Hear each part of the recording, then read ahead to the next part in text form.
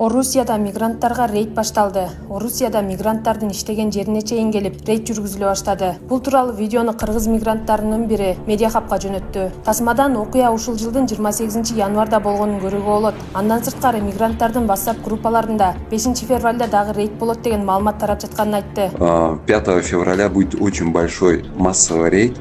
Говорят, что из Москвы должны вывести 4000 иммигрантов, и вся полиция, вся ДПСники, все будет вовлечено в этот рейд.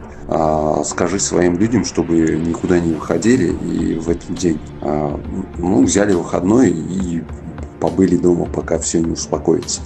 Жаңы жылдан тарта Орусияда мигранттарга байланыштуу бир топ мыйзам күчүнө кирген. Мыйзамсыз жүргөндөр реестрге киргизилип, өлкөдөн чыгарыла баштары айтылган.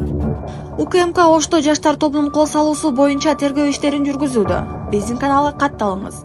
9 январда нейтрал жаштар тобунун айрым мүчөлөрү Кыргызстандын жаранына кол салышкан. Жабырлануучу бычактан жаракат алып, Ош облустук ооруканасына жаткырылып, бир нече операция жасалган.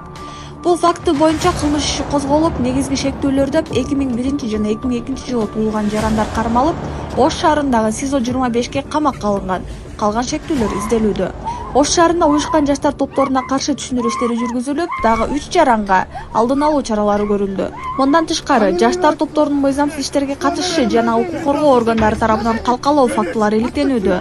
УКМК жаштарды мыйзамсыз иштерге аралашпоого чакырат жана кылмыштуу аракеттердин кесепеттери оор болоорун эскертет.